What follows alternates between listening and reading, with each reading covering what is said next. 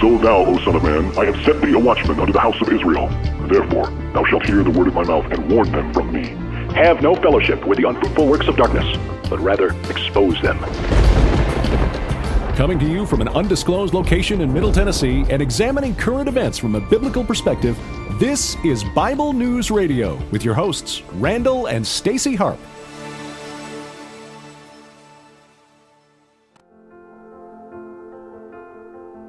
Hello, people.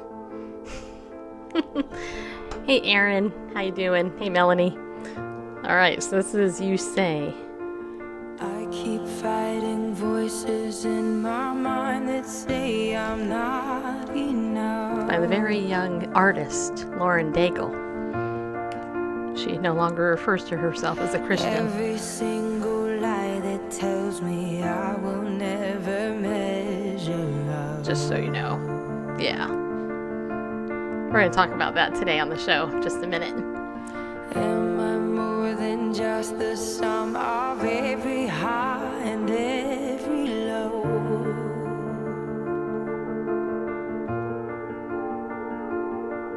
Remind me once again just who I am, because I need to know. We're going to talk about that, Aaron. You say I'm loved when I can't feel a thing. You say I am strong when I think I am weak. And you say I am held when I am falling short. And when I don't belong, oh, you say I am yours. And I believe. Oh, I believe Yes, you say. you say of me. I believe That's you, really. the only thing that matters now is everything you think of me.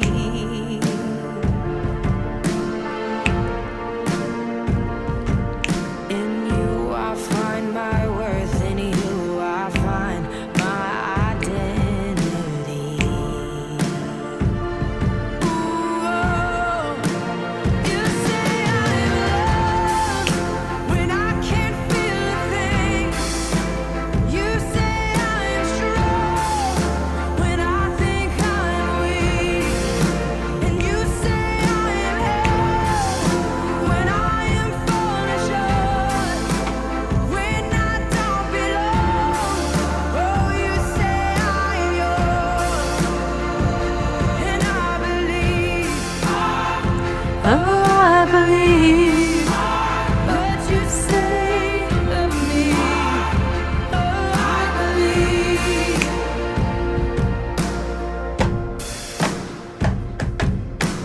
Taking all I have and now I'm laying it at your feet. My computer's like completely frozen here.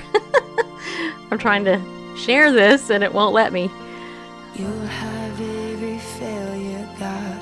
You'll have every victory. Ooh, you say I'm loved when I can't feel a thing. You say I am strong when I think I am weak. You say I am held when I am falling short. When I don't belong, oh, you say I'm yours. And I believe, oh, I believe what you say of me. I believe, oh, I believe, yes, I believe what you say of me.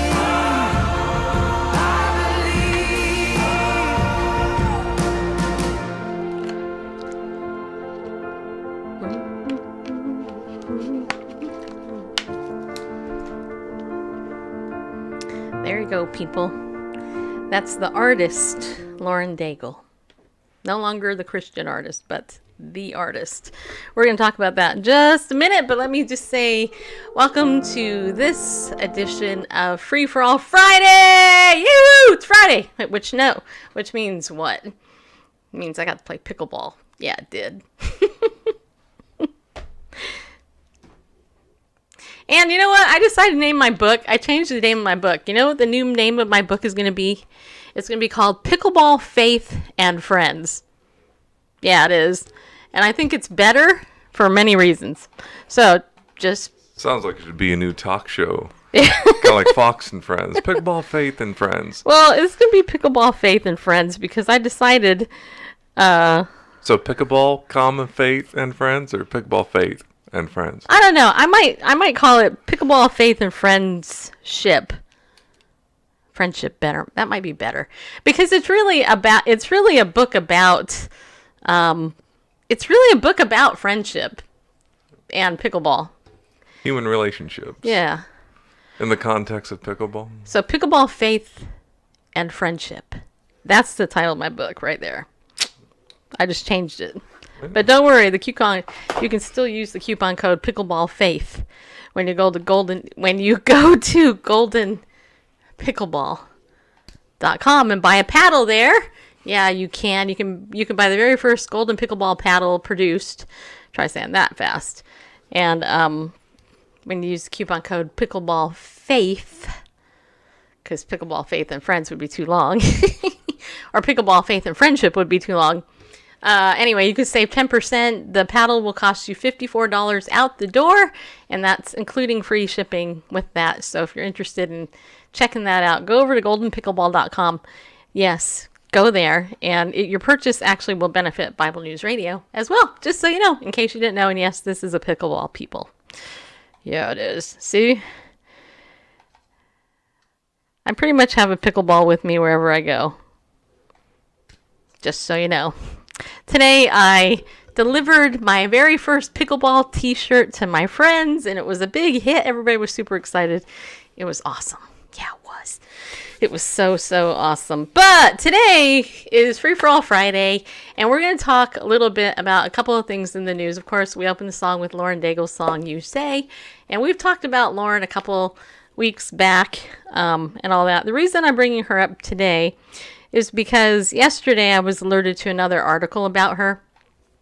And rather than, drag it out and, like string you along and, mention the article at the end of the show, I'm just going to read it to you right now. Here it is. Listen to this. It's titled, Lauren Daigle Fans Disappointed After Singer Wouldn't Call Herself a Christian Artist in Secular Interview. This is what it says. Fans of CCM artist Lauren Daigle are again expressing disappointment after the popular singer would not forthrightly consider herself a Christian artist when asked about the characterization last week on a secular radio station, and did not mention Jesus, but only talked about herself throughout the interview.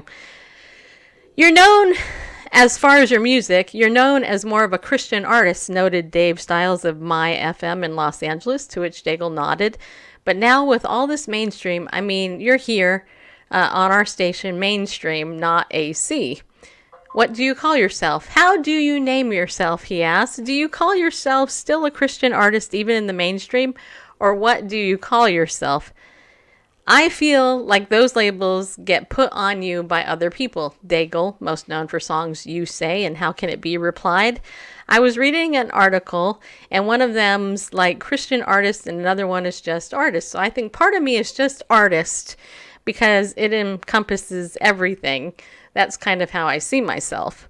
Stiles asked Daigle about her thoughts now that her music has crossed over and is also being featured in the mainstream. She referred to the experience as a, quote, ride, unquote. While we were making the record, we were constantly in this state of studying the greats, the kind that came before, Aretha Franklin, Roberta Flack, Andre Crouch. There's just a plethora of artists that we would just listen to. Lauryn Hill, Daigle, age 27, explained.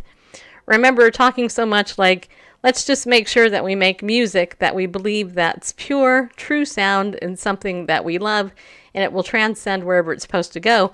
She continued, but let's make sure that it's pure and authentic to who we are. Daigle outlined that she believes that the, quote, connectability, unquote, of her songs, in that people can relate to the experiences and struggles in the lyrics, is what makes them have wide appeal. She stated that she reads messages on her Instagram of people that are going through struggles and want help. I just want to see people come together. I want to see it become something pure, and if someone is going through the worst of times, I want them to be able to hold on to the people around them and to the message of these songs and pull them out, Daigle said. Daigle said that she hears stories from people on the road of how her music has impacted them, and that sometimes people also tell her that they cry to her music. In response to other various questions during the interview, Daigle also talked with Styles about being a food junkie, her lack of earwax, and watching documentaries on the road, including 20 Feet from Stardom, which tells the story of Michael Jackson's background singers. She additionally discussed her love of skydiving. I'm an adrenaline junkie, so like skydiving, I love skydiving. I did it in Hawaii, Daigle outlined. Skydiving is amazing. Will Smith does this whole thing where you're like drinking with your friends the night before. You're like, let's go skydiving in the morning. You're kind of joking, but everyone's together. So it's like, yeah, let's do it. My manager and I did a 400-foot cliff jump over crocodile-infested water in Africa, she shared. A number of fans expressed disappointment after watching the interview, which was posted to YouTube. Not one mention of Jesus Christ. This was your opportunity to give God the glory he deserves, but instead you gave him no mention at all, but made it all about you, one commenter wrote. So many opportunities to declare the gospel and connect Jesus to the masses, and she shot every single chance down, another opined. I understand that people think her music was what kept them from suicide, but she could have just said that the Lord used her music to keep that person from suicide, a third opined. Out of her mouth, she says she spends most of her time eating and having fun. No mention of spending time in prayer, the Bible, God, or Jesus, another wrote. Some commenters also noted that other CCM artists have likewise said that they don't consider themselves to be a Christian artist, but just an artist that is Christian. Others worried that Daigle could go the way of Katy Perry or Amy Grant. And then you can watch the whole interview. But anyway, so I'm bringing this up, and we actually didn't use her name in the title on purpose, but I'm bringing this up because it's interesting to me that we live in a day and age where a young Christian artist who purports to be a Christian, Christians are disappointed because she does not identify as a Christian. And I'm wondering, why do you think that that's so important? And I want to hear Randall's thoughts, because I think clearly it's have interesting, some. the one commenter they noticed, others worried that Daigle would go the way of Katy Perry or Amy Grant. That's a whole spectrum there. For those of you who may not... That's huge. That's a huge... Those are like... It's a huge insult to Amy Grant. It's not like the way of... They're completely separate directions. Right. The way of Katy Perry, a.k.a. Katie Hudson... born Katie Hudson, and her debut release was under her birth name, Katie Hudson, a Christian record, and then she was wooed into the secular music, and I would say beyond secular, I forget what awards show that was, American Music or Grammy, I don't remember, where it was the full-on demonic thing with the bowl with the red eyes and her typically scantily clad, where even non-believers, secular people in the world sat there in the audience and tweeted the next day they were like, what did we just watch? What was that, some sort of sacrifice thing that they were blown away, they were creeped out by it. So anyway, that's the way of Katy Perry, and I can't remember her parents, like father was a pastor, they're missionaries. But anyway, a strong Christian home, and anyway, like totally like the antithesis of Christianity. And then Amy Grant wasn't trying to cross over. Nope. Some of her stuff just started getting playing on secular stations, and she's never denied her. She's never tried to be an undercover Christian or anything like that. But it's like, well, my songs are popular in the secular marketplace. That's great. And I'll use that. Yeah, well, what's amazing about Amy is, first of all, Amy is one of the forerunners. She's one of the, I don't want to say grandmothers, but essentially pioneers. Pioneer, that's a good word. She's one of the pioneers in modern contemporary Christian music. And it was because Christian music hasn't been around that long, okay? But not contemporary Christian music, right? No. Sean over on Facebook says, at best, referring to Lauren, at best she is afraid of the criticism, and her agents are telling her to keep it neutral. That could be true. I mean, I have a Jamie Grace, who we've had on the show. I know she said in one of her YouTubes, she was discovered by Toby Mac, I believe it was, and one of the things that Jamie said in one of her videos was there was a reason she disassociated from Toby Mac and others, because the ungodliness in the contemporary Christian music world is pretty rampant, unfortunately. But I will say, going back to Amy Grant, I know a lot of people here where we live who know Amy. I mean, literally, it's a throw stone, and you can find somebody that knows Amy Grant. And I have not met one person that actually knows her in this state of Tennessee that has ever said a disparaging word about Amy Grant. The only people I've ever heard say a disparaging word about Amy Grant are those people who don't know anything about her and what she has really done. The self-proclaimed discernment ministers and the like. No,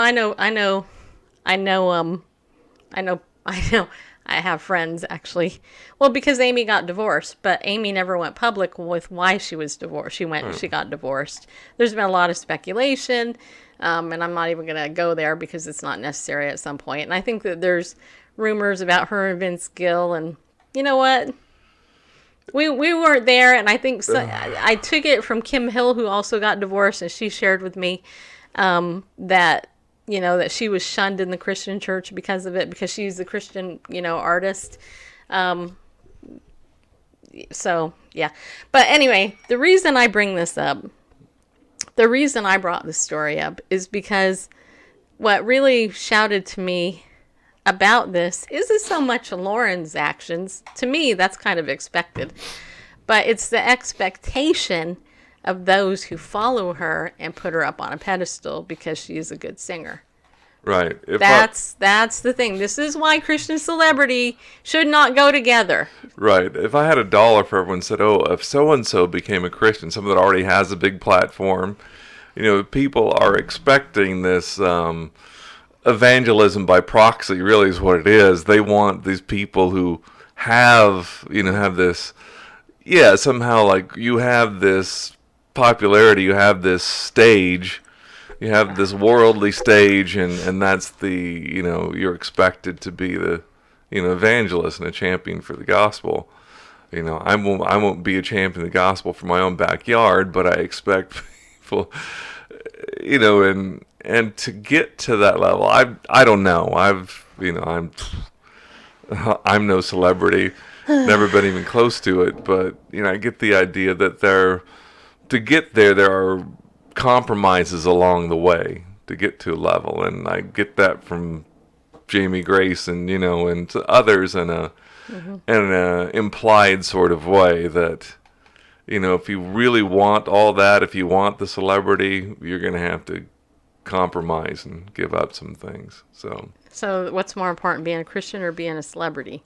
No contest there, in my opinion. Right. And actually, I have another story. It concerns North Korea, the Bible, and South Korea, and defectors. We'll get to that in a few minutes. The other thing I wanted to bring up, though, is You guys know that I am a lady of justice. Yeah, you do. See, here's the logo right there. You probably can't see it. It's probably blurry. But Well, the mission of Ladies of Justice is this: to help improve lives with our services and provide women the opportunity and environment to build their belief and confidence, step into their greatness and power, control their lives, and create choices and live a purposeful life. That's the mission of Ladies of Justice. Now, you're like, well, what's a lady of justice? Ladies of justice is the female arm of Legal Shield. Okay, so we basically still sell the same product. We're just women who do it, and really within the business of Legal Shield, the women are trying to take on the men. So that's, I mean, not take on, but let's just say women are competitive. Anyway, I bring that up because as I was doing my daily news reads about identity theft, you know, I told you earlier this year that my goal is to sign up at least 100 people this year for identity theft protection. And actually more. I really want to sign up more than 100. I got 99 to go. Hopefully by the end of the day it'll be 98 to go. But here's the thing. I read this article that said, I want to see. Yeah, here it is. I think this is the right one. Yes, here it is. It's the Albuquerque Journal one. No, that's not the right one. The one you have up. Yahoo Finance? You didn't want that one? Not that one. That one will be next. All right. So, okay, so this is titled Shutdown, helping this identity theft startup. All right, so how many of you are aware that right now the government is shut down? Raise your hand. Hopefully all of you are, because, yeah, it's shut down. So this is an article by Kathleen Parker. She writes, I'm betraying no secrets by observing that the government shutdown provides a window of opportunity for identity and electronic theft. Trust me, the crooks already know this, and unfortunately, so do I. Short story, I decided to start collecting Social Security even though I couldn't possibly be old enough, and created an account with the Social Security Administration, filling out all the proper forms and wondering if I was doing the right thing. Did I actually send you this? No, you did not. Oh, okay, you know what? Here, hold on a second. I actually I put it in the Legal Shield group. But hold on a second.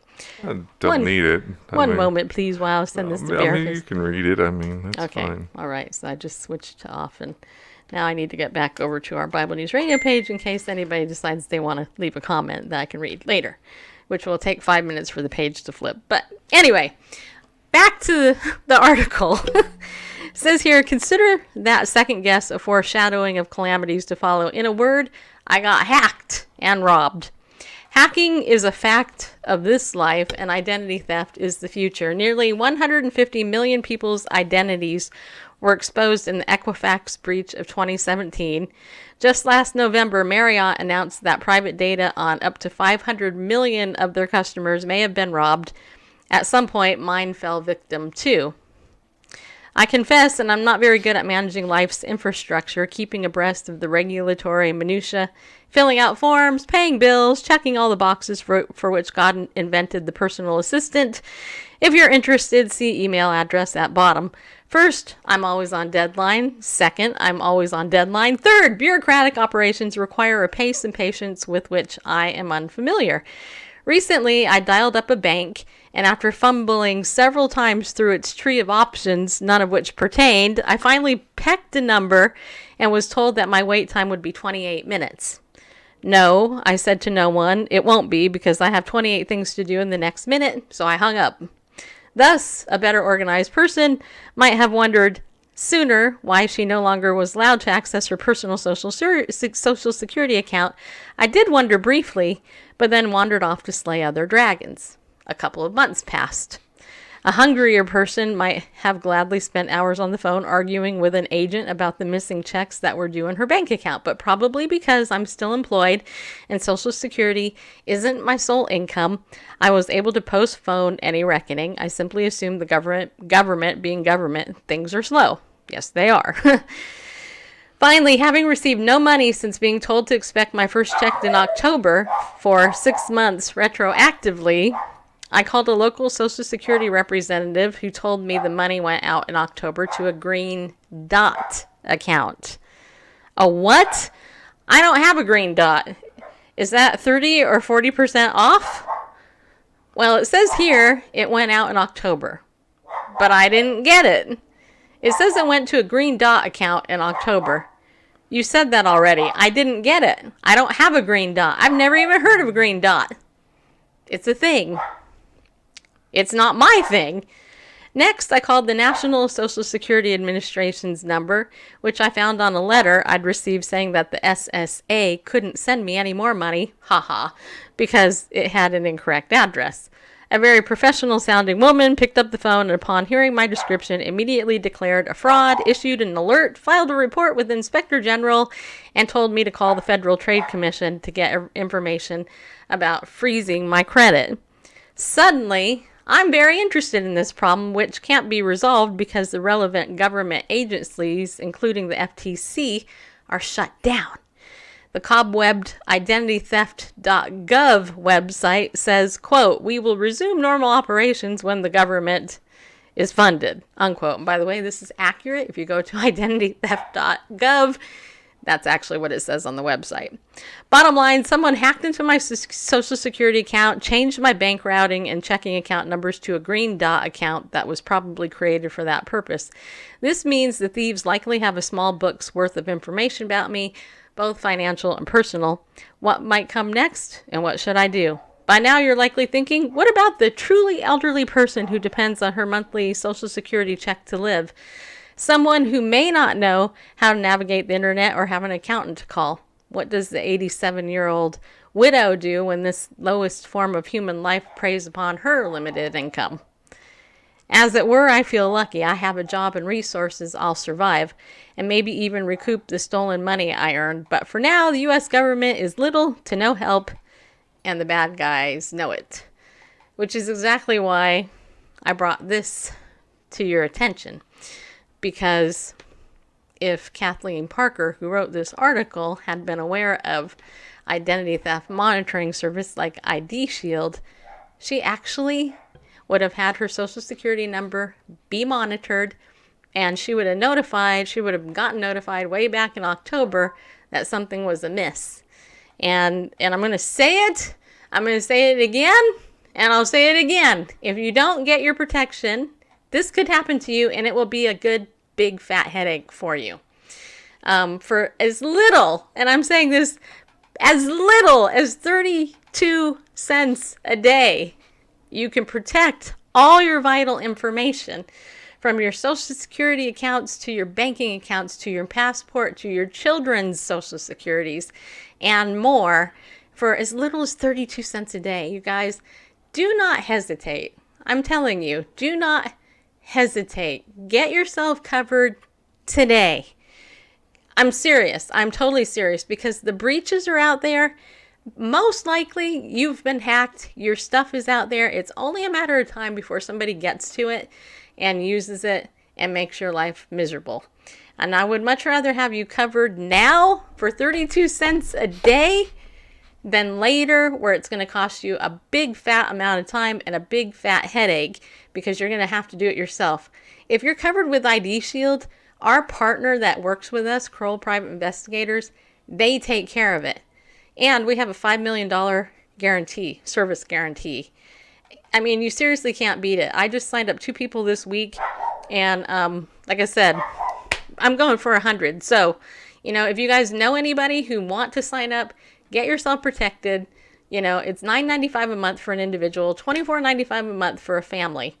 And if you have 10 kids, you can cover your whole family if they're all under 18. Okay, for like $25 a month. It's completely insane. It's a no-brainer. So act now, do it. I don't have a phone number open that you can call. Call now, but go to my Bitly website. Go to bit.ly/capital LOJ 2019. That's my Ladies of Justice website. That's why I did that there. And just click through there, look for the identity theft option, and sign up. I had somebody do it earlier, a couple days ago. They didn't even contact me. They just went to my site. They signed up, and you know who you were. And I want to thank you for it because you just did yourself a whole lot of good. Right, Bareface? Indeed, and I just want to add that it's not just a headache of going through and getting your money back or clearing up your credit, stuff like that. Sharply on the rise is criminal identity theft. And you're thinking, well, identity theft is criminal. Yeah. No, what criminal identity theft is people using your identity in the commission of other crimes. Hardened criminals, they've bought your identity, social security number, addresses, stuff like that, on the dark web, whatever, whoever stole it, they have it. And then they get arrested and they report themselves as you. They can furnish false ID that has your information on it, or they don't know it's you. It's just one that they bought, and they're making fake IDs. And anytime they get arrested, they put this up. Go down the line, no big deal. Nothing going on, and this is happening, Nebraska or whatever, or New York City, whatever. But then sometime along the line, you go to apply for this or that. It turns out you have a warrant for your arrest or something like that. Or you can't get that because you have a criminal record. And you're like, what the what? A criminal record? Well, my very first person that signed up, and she's watching the show probably, she got married and had to go down to the DMV to change her license and couldn't because of that, because her license had been compromised. She did not know it. Mm-hmm. So I'm just saying, you guys, look, this monitors your driver's license, your social security, your bank accounts. Let me see. Got to tell you everything because there's so much. It monitors your medical cards, like your health cards, your emails, loans, credit cards, bank accounts, black market website surveillance, your social media. And we also get ID Shield Vault, which is a password manager. You put everything in there. By the way, all of you guys who already have it, if you have not done that yet, do it. Make sure you go in and fill out your info. Otherwise, you're wasting your money not having anything monitored. Do it. And we're also, going to be adding more things to it. So just, do yourself a favor and don't wait. Seriously, don't wait. And then if you want to become a Legal Shield member, because these two issues go hand in hand. Because if you ever do become a victim of identity theft, legal issues, could follow that very easily.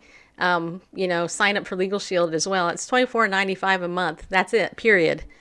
And that gives you a will, unlimited legal counsel.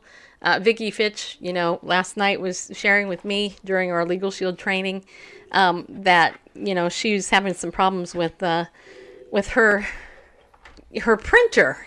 She's got this printer that won't work, and she's going back and forth with HP, their customer service department, and there being no help whatsoever. And she said after 2 hours dealing with their customer service and some other stuff, she just decided to call up Legal Shield up and say, hey, here's my situation. And they gave her, they told her what to do, and they said they would help her take care of it. And that's part of the benefit of your membership. Randall and I have dealt with a couple different things that you wouldn't normally go to a lawyer for, but that's the point.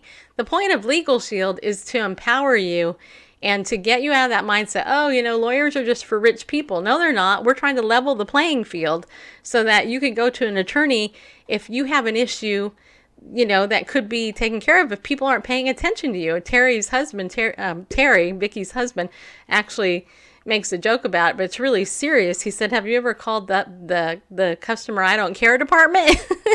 Because, there's a lot of places you can have problems with customer relations, or, you get bad customer service and they don't seem to care. So you know what? Call Legal Shield. They'll write a letter, and then they will care, and you'll get your money back, or probably get the thing resolved. I mean, it's definitely worth it. It's not so you can be a bully and say, hey, I have a lawyer, I'm going to sue the pants off you. That's not what it's about. It's about giving you some confidence and equal access to justice under law. And that's what Ladies of Justice is about. Which brings me to my next point. You know, the next point is that if you are somebody who's interested in making some extra money, and you're willing to do the work, and that's the key thing. You're not going to make any money if you sign up and don't do anything.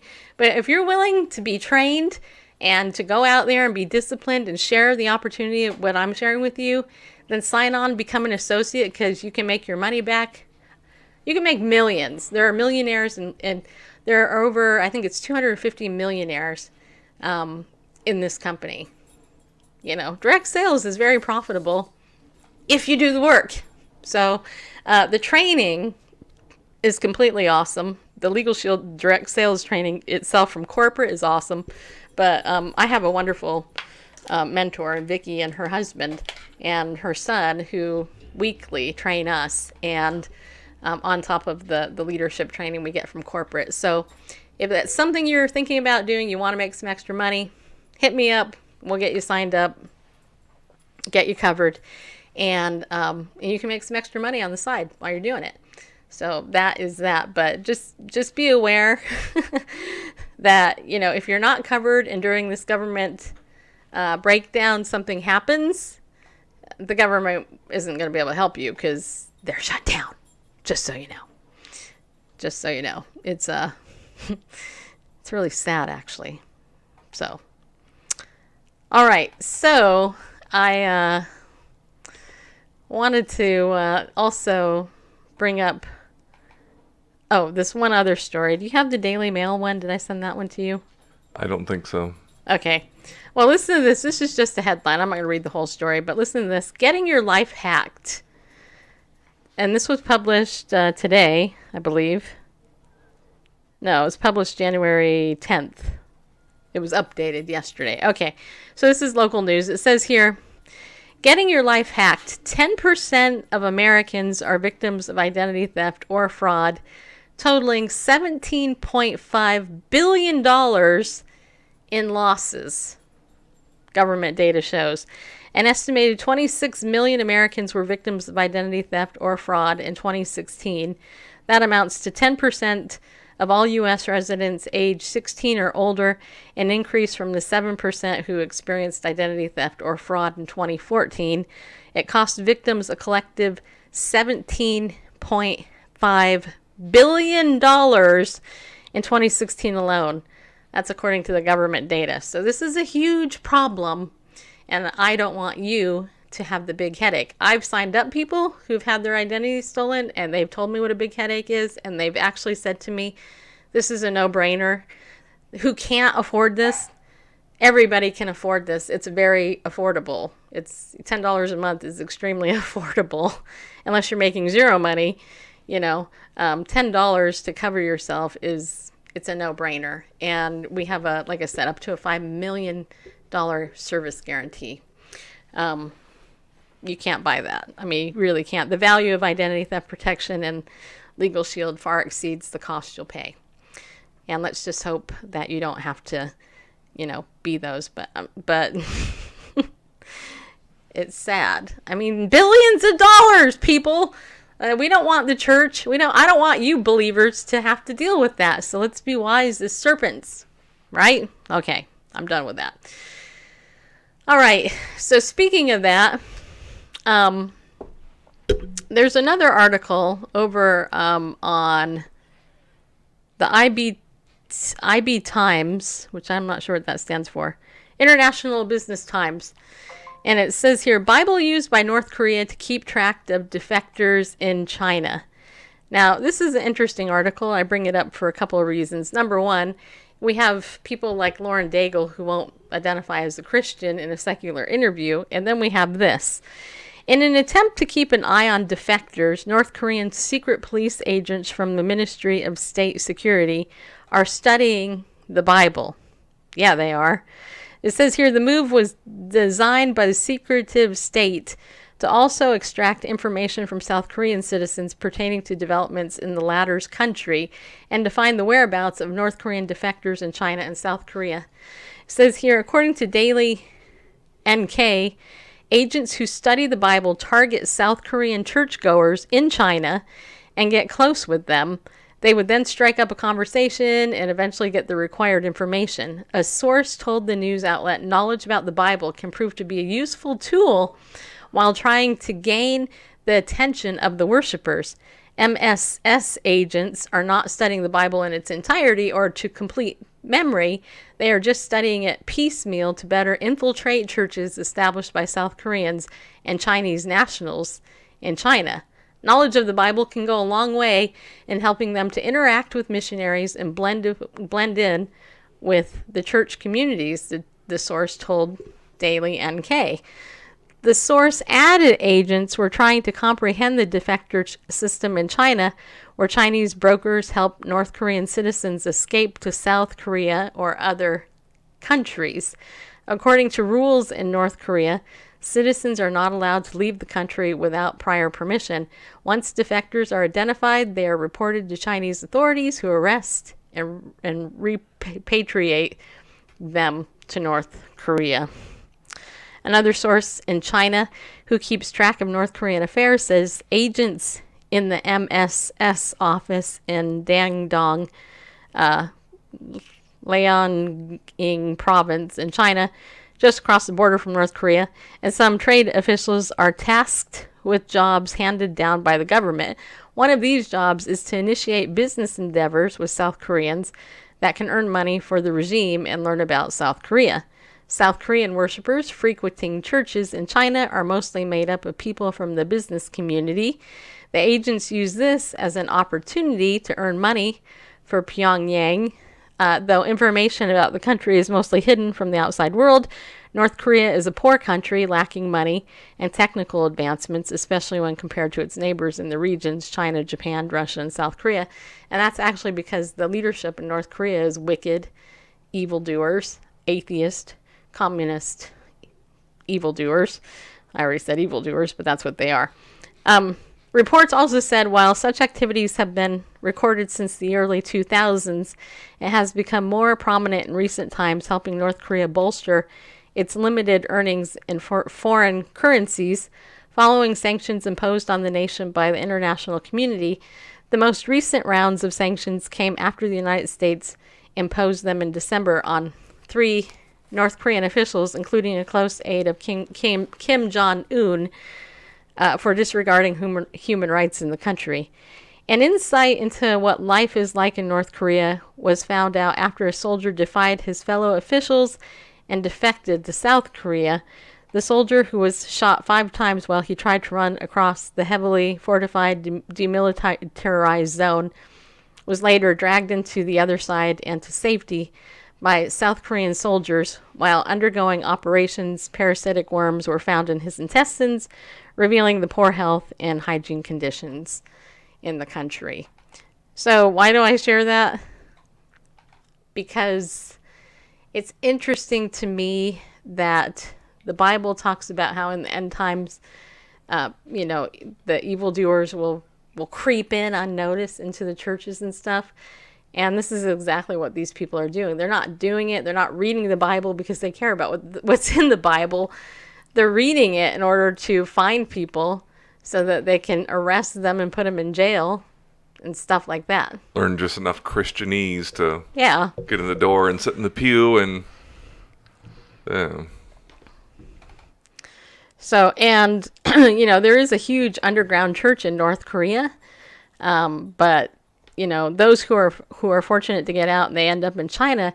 China is also, it's one of the top nations, it's one of the top communist nations where the Christian population is pretty big. And for my 8 years writing the persecution blog for the Voice of the Martyrs, one thing I learned is that the underground church there often would not let somebody come and be a part of the underground church unless they had already served time in jail to prove that they were a believer.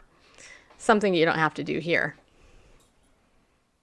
So Bob said Trump, guns, and Jesus. Great evening, poet Lena. Hey, hey, Lena. I don't know if you're still in there, but anyway, so there you go. So Trump, yeah, make America great again. A lot of people are mad at Trump, but more people should be mad at Pelosi, in my opinion. But anyway, Randall, do you want to talk about Ariel Ministries so I can take a drink of water? Yeah, I can do that. Okay. And I should probably, well, Hey, mister. I don't need a lower third, but I'll put it up just because I can, so you know who I am. Most of you do. Howdy, hey, Randall K. coming to you live from magnificent Middle Tennessee. Anyway, we'd like to tell you about our wonderful sponsor. They've been friends of ours for a long time. Folks over at Ariel Ministries. Find them online at ariel.org. That's ARIEL.org for you people that are listening to the audio. And they have just a plethora of wonderful biblical resources, none of which I would not recommend. And you can save 20% on anything, anytime, when you use the coupon code Bible News. Bible News will save you 20% on stuff there. And if you want some recommendations on some of the great resources, head on over to BibleNewsRadio.com. Click on the resources item there, the menu item. That'll take your recommended resources page, and there are several things listed there. Just some great stuff that will help you understand the Bible in its context. It's a book written by Jewish authors, and without that understanding, you're missing a whole lot about what's in the Scripture. Highly recommend The Life of Messiah from a Messianic Jewish Perspective series. You can get that in an abridged edition, or you can get that in a 4-volume set. All great stuff. Go ahead, check it out at our website, BibleNewsRadio.com. Click the resources page, and then remember the coupon code Bible News, which will save you 20% on any of your purchases. That's what I have to say. There you go. Bob, no, it's not an ad. They're our sponsor. Bible News Radio is actually sponsored. That's right. If you're not familiar with Ariel, go check it out. ARIEL.org. And actually, on the weekends, Bareface does Weekends in the Word. And you're still using the Life of the Messiah book, right? That's correct. So, if you're not familiar with Weekends in the Word, that's when Randall, also known as Bareface, go ahead, put yourself back up. So you can point at me. Also known as Bareface. It's not polite to point. And if you did that in a public school, you'd probably get expelled. Well, anyway, that's when Bareface, my husband, decides to do Bible study. Whereas me, every morning, I slug you. There we go. Now, just out of curiosity, how many of you have been tuning into my Get Slugged devotion time in the morning? You know, and if so, what do you think? Do you like it? Is it benefiting you in some way? This morning I talked about in Mark how the Lord was in the boat and the wind came and the disciples were terrified and they came to him and they said, "Don't you care if we're perishing?" And I talked about that. I talked about the difference between perishing and also flourishing as people. Oh, Elvis is here. Hello, Elvis Presley, 1935-77. Nice to see you again. You're back. Yeah, you are. So, Elvis, just out of curiosity, what is your favorite part about Bible News Radio? I mean, your favorite part. You know, don't tell me your least favorite part. I want to know your favorite part. Because clearly, we've warmed the cockles of your heart. Just saying. All right. Also, while Elvis is sharing his heart with us, did I give you the World Magazine article on the African American community? Nope. Okay, that's because I didn't get around to it. But here, I'm gonna shoot this over to you. Hold on a second. There we go. Now you have it. Well, this is from World Magazine, and Rings a bell. I will go ahead and I will tell you the title. It's called "Against the tide, abortion still devastates the African American community at an alarming and disproportionate rate. But black pro-life activists are fighting for lives. Now, this is great.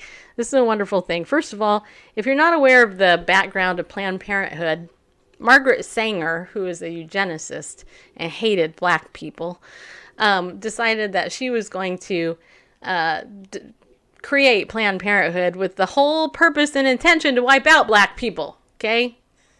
Which is evil. I mean, it's just flat out evil. It's evil on so many levels. First of all, it irks me to no end that discrimination exists. Especially based on skin color. I mean, it's ridiculous. You don't choose what color you're going to be born. I didn't choose that I was born white. You didn't choose you were born the color you are. But, this is part of unfortunately, the sin-sick fallen nature of our world. But listen to this. Ryan Baumberger isn't unaccustomed to criticism when it comes to talking about race or abortion. As president of the Pro-Life Radiance Foundation, he meets hard pushback against his blunt media campaigns, spotlighting the tragically high abortion rate in the African American community. It's not that abortion is a minority problem. A Pew Research Center survey in 2018 reported that 60% of black adults and 61% of white adults say abortion should be legal in all or most cases. 49% of Hispanics agreed, which is actually shocking to me that these numbers, have been so high. Anyway, it says here, support remains high across the spectrum, even as the Centers for Disease Control and Prevention, also known as the CDC, reports abortion rates fell 24% over the last decade, which that is good news. Still, abortion numbers remain tragically high, and they remain particularly steep among African Americans. The CDC reported black women had an abortion rate of 25.1 abortions per 1,000 women, and white women had a rate of 6.8 per 1,000. So that's huge. That's like a huge difference. In New York City, hundreds more black babies died from abortion than were born alive in 2016. In years past, that number has been in the thousands. That makes pro-abortion propaganda in minority communities even more alarming. In 2017, Planned Parenthood tweeted, quote, "If you're a black woman in America, it's statistically safer to have an abortion than to carry a pregnancy to term or give birth." That's evil. While it's true that rates of infant and maternal mortality are much higher in the African American community, it's also insidious to imply abortion is a safe alternative for vulnerable women. In his presentation at Wheaton College, Baumberger noted former Planned Parenthood president Cecile Richards tweeted outrage about violence against African Americans in U.S. cities when she said, quote, "There are no words adequate to express the outrage and grief. Stop killing black people." Now, it's duplicitous. Yeah, it's so hypocritical on its face. Anyway, Baumberger agreed the loss of any life is tragic, but he noted the irony of Richard's dismay. Quote, "She is the abortion mogul of the nation, leading the organization that's the leading killer of black people. Outrage is understandable, but Tammy Dalger, an African-American pro-life supporter in Montclair, New Jersey, also tells vulnerable women about sorrow. Dalger, 53, is now a married mother of 6, but decades ago she had multiple abortions. During her last abortion, the realization she was taking a life nearly crushed her. I was almost in hysterics on the table," she said. "The doctor assured me it would be okay, and I went ahead." Now she thinks about her unborn children the way King David spoke about losing his own son shortly after birth. "The child cannot come back to me," she says, "but I will go to him." Many African American leaders were once solidly pro-life. Today, black pro-lifers swim against the tide of pro-abortion activism and entrench difficulties in some of their communities, but they're also finding truth and compassion can make headway. The messages on billboards and signs that popped up around Cleveland in early 2018 purported to offer compassion and truth from term Ohio's largest abortion center, but instead announced tragic messages. Abortion is sacred. Abortion is a family value. Abortion is a blessing, were the things that were on the signs. They also proclaimed, abortion saved my career. Abortion saved my future. Abortion saved my children. I know.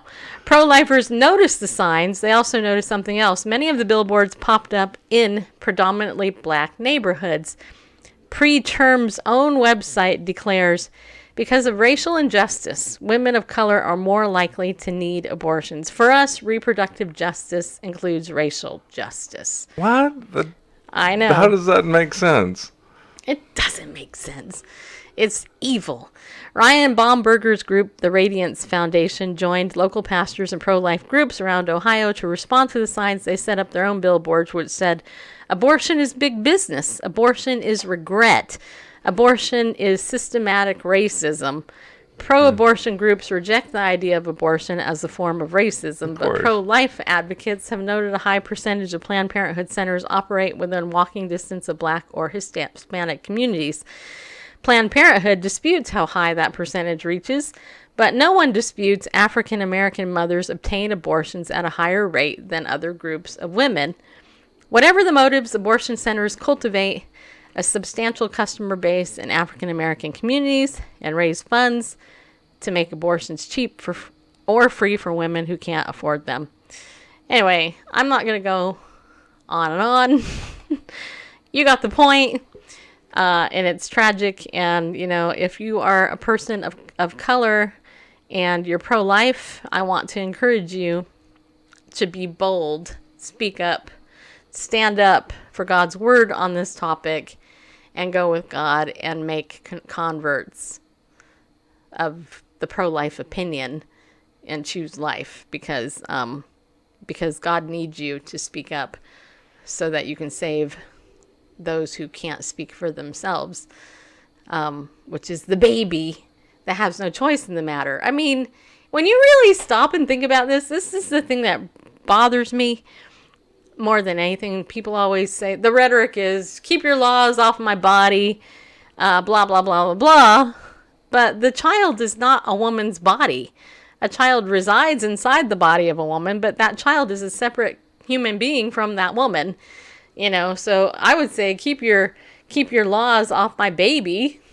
Let my baby live, you know, kind of like the Exodus, you know, let my people go. Choose life, you know. It's the most insidious evil in our world is ripping a human life, a living human life, from the uterus of a woman. It's the most invasive type of murder out there. And it hurts women, it kills women, as well as the baby. There's nothing good about it. Earlier this week, we aired this video of this callous-hearted woman who was talking to children about her abortion, making it like it was no big deal. And you know what? I'm here to tell you, it is a big deal. It's a massive deal, not only to the woman who's honest about it, and some of you in my audience know from experience, but to a holy God that in Psalm 139 says that he fearfully and wonderfully knit us together in our mother's womb. To go right after the holy creation of a human being, you know, is just absolutely ungodly and horrible. Because if you talk about murdering innocent people, there's no one more innocent than a preborn baby. Not my opinion. Bareface, you got any thoughts on that? I'm still trying to wrap my head around the statement. Because of racial injustice, women of color are more likely to need abortions. It's like, what does that even mean? Isn't promoting abortion to women of color, providing it cheap or free, isn't that racial injustice? But what sort of racial injustice would precipitate the need for an abortion? You know, blacks don't get an, fair shake in employment, therefore you should get an abortion. Blacks don't get a fair shake in the justice system, therefore you need an abortion. So what, your child won't grow up to be suffer racial. I just don't. I really can't wrap my head around what they're trying to say. What is the logic there? That racial injustice, precipitates the need for an abortion. I don't know what they're trying to say, other than they want to get rid of people of color. Yeah. Well, just so you know, God loves you. Doesn't matter who you are. Doesn't matter what color you are. Doesn't matter where you're from. Doesn't matter how much money you have. Doesn't matter if you're physically abled or disabled or handicapped in any way. If you were fearfully and wonderfully made, you're knit together in your mother's womb. And even if your mom says that she didn't want you, like my mom, she told me she didn't want me. She would have killed me if abortion was legal. Thank God it wasn't, because you wouldn't be here listening to me, right? Your life would be so much more worse off. But because my mom couldn't kill me legally, I'm here. But that's the truth. The truth is that, earlier today when I was reading in Mark chapter 4, the story, and the winds were coming in, they were, the water was coming into the boat, and the disciples were yelling out to Jesus, "Don't you care if we're perishing?" That question is very important. I mean, obviously in the context of the story, the disciples were like, "Jesus, come on, don't you care if I'm perishing? Don't you care we're perishing? Basically the boat's going under." You know what? He does care. He cares not only in that situation, as he stopped, the waters from the boat. He stopped the storm just by telling it to be quiet. Show me some other person that's ever done that. That would be super cool for me to see. But in John 3:16, in the Gospel of John, chapter 3, it says this: "For God so loved the world." Yeah, he did. That he gave his one and only Son, that whoever believes in him should not perish, but have everlasting life. For God did not send his Son into the world to condemn the world, but to save the world through him. Whoever believes in him is not condemned, but whoever does not believe has already been condemned, because he has not believed in the name of God's one and only Son. So does Jesus care if we're perishing? Absolutely. Because he sent himself, Jesus came to save us from perishing. From that eternal separation from him, Jesus came to set the captive free. He came to forgive us of our sin. That's what's so cool about reading the Gospels. Look, if you're a new person, you've never really read the Bible, I encourage you to go look up a Bible, read through some of the early books in the New Testament, Matthew, Mark, Luke, and John, the Gospel. And, read these books and look at what Jesus did. And one of the things he would do is all these miracles. And, the religious leaders of the day would get really ticked off at him because he did this stuff. Like, he would heal somebody of a physical ailment to make the point that he was able to forgive sin. Right? And why is that important? Why is the forgiveness of your sin important? Because it's the unforgiveness of our sin that weighs man down. It's the guilt and the burden that and the things that weigh us down, that we know we do wrong, that we need forgiveness from, so that we can live a life that's full of peace and joy and purpose, right? People who struggle with addictions and and they're trying to find, their success and their worth, and they're trying to run from their pain. If they're not dealing with their sin, it often leads to addiction and all these other things, because they're trying to numb their conscience from the things that they're guilty of. But Christ came to set us free from all of that. He came to set the captives free. And wicked man nailed him on a cross because we didn't like it. And yet God is so loving that he allowed that to take place. In fact, he willingly did it. In the gospel, in the book of Romans, it says Christ died for us while we were yet sinners. He died for us. Why? Because he loves us. But the story doesn't end there, people. The story began with a word. Yeah, it did. And then it became a sentence. Then it became a paragraph. Then it became a page in history where Jesus rose from the dead after he was crucified. He came back to life. And then he appeared to all these people, walked around and said, hey, look at me, and played tricks on the disciples. He talked to a couple of guys on the road to Emmaus, unfolded the scripture to them, which I wished I could have been there for that conversation. That would have been awesome. And then he established the church. He gave the Holy Spirit to us as a down payment to say, hey, I'm coming back soon. He ascended back into heaven, and he said, you know what? I'll be back in the same way I left. And this is where we're at in history, people. We are at the point in history where his second coming, return, can happen any minute. And we have a lot of hope that we can offer the world. All we got to do is look to him, who is the author and perfecter of our faith. I was in the pharmacy that has a post office.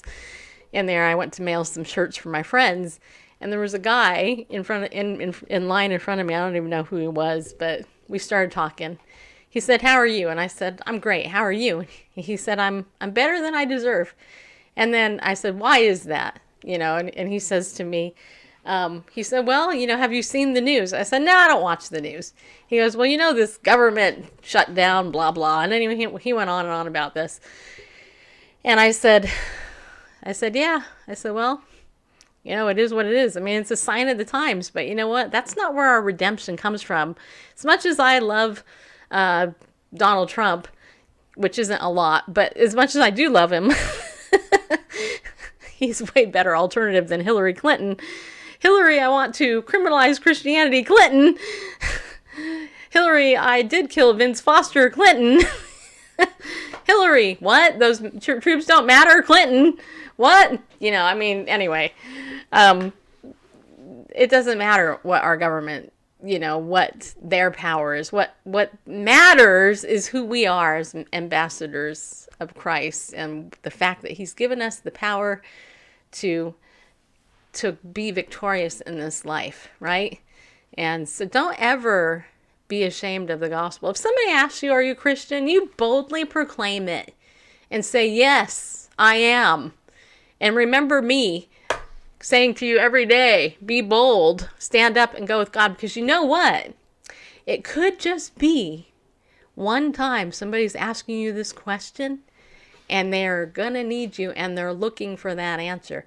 It could be somebody who actually is trying to find Christ and they're thinking there's something different about you and you might have that answer. I actually have a friend that was a drug dealer, and this was almost his story. He worked at, if I'm recalling correctly, he worked at a nursery of plants and all that. And a guy came, he actually saw a guy, I think it was his bumper sticker or something on his car. He helped this customer. Then afterwards he went out and he started asking him questions because he really wanted to find out what Christianity was about. And the guy was able to share Jesus with him. So don't think that if somebody asks you if you're a Christian, they're trying to attack you. They really could be serious about it. Look, yesterday when Rashonda and I talked and we shared part of our testimonies, her story about how she became a believer and my story, that's it. We were both ripe. We wanted to know the answer, and people all around us are losing hope. They need hope. You have the real hope if you're a believer. And let me tell you something. If you're not a believer, you know what? Guess what? Jesus loves you. He wants to know you. He died on the cross for you. And all you got to do is believe it and receive it. That's it. Just say, hey, that's it. And then make a U-turn, listen to him and do what he says. Your life will change forever. Just saying. So, it's funny. Bible News Radio, I get interesting feedback from people. And I've had a lot of people say to me, how come you're not on regular radio? And my answer usually is, well, it's because I don't have the money. I don't have millions of dollars to do what Jan Markell does, put my show on 800 radio stations across the world. I just don't have the income to do it. But I also believe that God didn't put me there. He didn't call me to that type of radio ministry. He called me to this internet ministry. And you know what, you guys? There's not a mistake if you tuned into this show. I had nothing to do with you tuning in. You tuned in on your own initiative. I didn't call you all up and said, hey, you know what, Bible News Radio is coming on right now. Tune in. God drew you to our show for whatever reason, right? And so if you're a regular viewer and you're watching our show, consider donating to the show and helping us to continue the show that we do. If you're somebody who's new and you're like, who are these weird people? Kind of like them. That girl in her hair, though, not really sure. Hang out for a while and become part of the community. You might just find something you're looking for. You know what I'm saying? So that's all I got to say here. That's all I got to say. Let's see.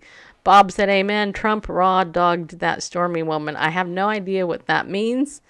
I have no clue what that means. Then what factors should be considered when to kill another person? Well, that's an interesting question, Bob. Then why does the U.S. military kill the enemy? Do you consider that murder? That's actually an interesting question. I didn't block you. Must have been somebody in the chat room who blocked you. I don't know who it was. Maybe you irritated somebody. You know what I'm saying? You love my hair? Well, thank you. It's my real hair. I need a haircut. But, it's interesting when people bring up the issue of one country murdering another person's people. Randall, you have thoughts on that? The topic of a just war. I mean, I think that's kind of where it goes to. Yeah, I think when it comes to human beings, it's a mixed bag. I would say there's never a fully just war. Right. And you could talk to Quakers who drafted for military service. Would prefer to go to the brig rather than go to combat, etc. Their own convictions. Scripture does allow the Old Testament for self-defense, and you have to, I think it's a personal decision whether you're in the employ of a government and set out to protect your nation's interests, and if someone's shooting at you, whether or not your conscience allows you to fire back. I think that would be very difficult to do, personally.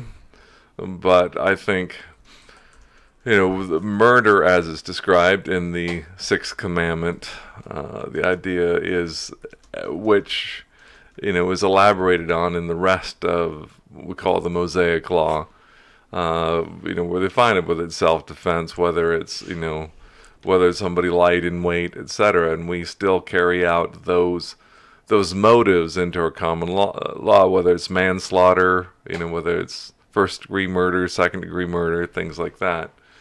And I think when it comes to abortion, that's first degree is premeditated.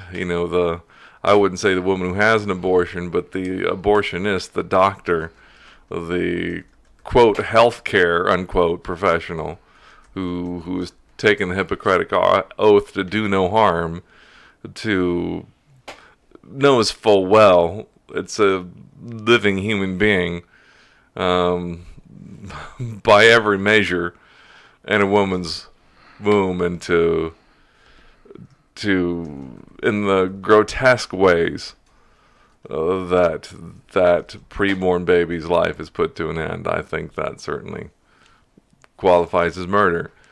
It's a premeditated, knowing taking life. It's not self-defense. It's not it's not accidental death. Anyway. There's some things that are clear cut. There's others that need to be determined in a court of law by your conscience. And yeah. I have no problem someone who's gone to war.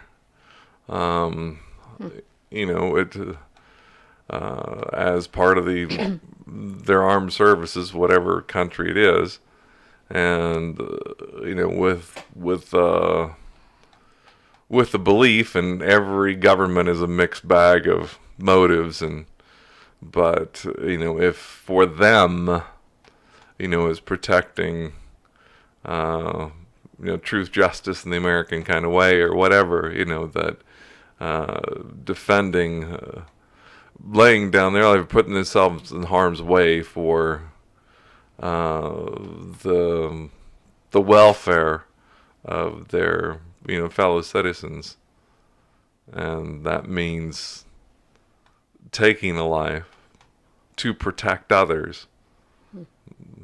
I don't have a problem with that. And you might say, well, you know, an abortion, that's protecting the life of the family, and the, you know, that you know, or that woman would be, you know, she'd be so in economic straits, and it's, well, there are plenty of, you know, the crisis pregnancy centers outnumber abortion mills by a factor of 3 to 1 or something like that, or greater. There are plenty of resources at no cost to that mother, just as free as that abortion is, free care for that baby, you know, coming with checkups and all that, everything she needs to carry that baby to term. If it's going to be financial hardship at the end of that, plenty of adoption agencies, no cost, and ensure a future and a hope for that child, which the Lord has for us. And yeah, this whole thing, oh, you know, she has to abort because it'd be an economic hardship, is that doesn't hold up. Right. Yep. So there you go. You know, we talked a lot about abortion this week, actually. Yeah. Because, you know, in a couple of days, it's going to be the anniversary of Roe versus Wade, which was a completely tragic thing. I mean, it's words cannot convey it. Years ago, when I was just a teenager, that issue is what called me into the type of activism that I do today. It's why I speak out on what I do, speak out, because we need to. You know, we need to. Even now, I mean, all these years later, you know, as a 50-year-old woman, you know, I look back and go, dang, you know, our world today is so much more wicked than it was when I was in high school. You know, so be a light. Be a light bearer of truth, right? And point people to Jesus. You know, don't get sidetracked with all the minutia of what's going on in the media and politics and all that stuff, you guys. I say it a lot. I talk about it occasionally, but the most important news is the good news in the scripture, you know? And if you want to feel good, read the word. You know, and don't get caught into the foolish debates of the world. It's not worth it. It's not worth it. Because a lot of the conversations, whereas it's, you know, it's interesting to have an intellectual debate, that's fine. Have an intellectual debate about who Christ is and his word, and point people back to him, because that's what people who are really looking for stuff are looking for. They're looking for Christ. They just don't know where to find him, or they're mad at him, or they're mad at a Christian because they made Jesus look bad. Jesus gets a bad rap. He's ignored often. But I'll tell you what, if you've ever had an encounter with the living Christ and he's changed your life like he did mine, the Gospels say they couldn't stop talking about what they seen and heard. That's what we are. You know, let your spiritual life be fresh bread. You know, what I mean by that is get into the Word and let God feed you daily. Let him show you himself so that when you have an opportunity, you can share something fresh. Don't go off the stale bread from 20 or 30 years ago. You know, don't do that. You know, I mean, it might still be a living word, but, you know, make it more, you know, fresh. You know what I mean? So, any questions or other comments before we log off? We've gone over by like 20 minutes today, so we should get off here soon. But, you know, if you guys have any questions or comments before we leave, let me know. Beantown Pal says Democrats are ruining the country. Well, I would say that it's not just Democrats. I would say evil people are. I would say people without God are ruining the company. Sean says, have a great weekend. Thank you. You too, buddy. Yes, don't forget, sign up for ID Shield with me, okay? Just protect yourself. And support Bible News Radio at the same time. Okay, let's see. The stormy person is Stormy Daniels. Okay. I'm sure that's tied back to Trump. Okay. Okay. I'm gonna wait just a second. Did you find any other news that you want to talk about, Bareface? No. No? Okay. He's like, no, I didn't. As a matter of fact, but thank you for asking, wife. Indeed. By the way, I'm still looking for a cutie as well. If you guys want to find Where have you been looking? Different color one.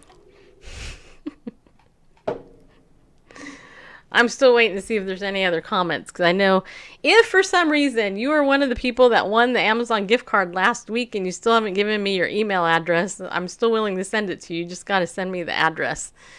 GodGirl78. It is your first day on Periscope. Well, welcome to Periscope, GodGirl78. I hope that you enjoy your stay on Periscope. Stay away from the dumb broadcast, though. There's some kind of, yeah. Just be careful where you go on Periscope. All right, it looks like there's no comments, so I will end the show by saying this. Have a nice weekend. Remember, be bold, stand up, and go with God because he loves you. And thank you all for your support, your friendship. And if you get some time like me tomorrow, go play pickleball.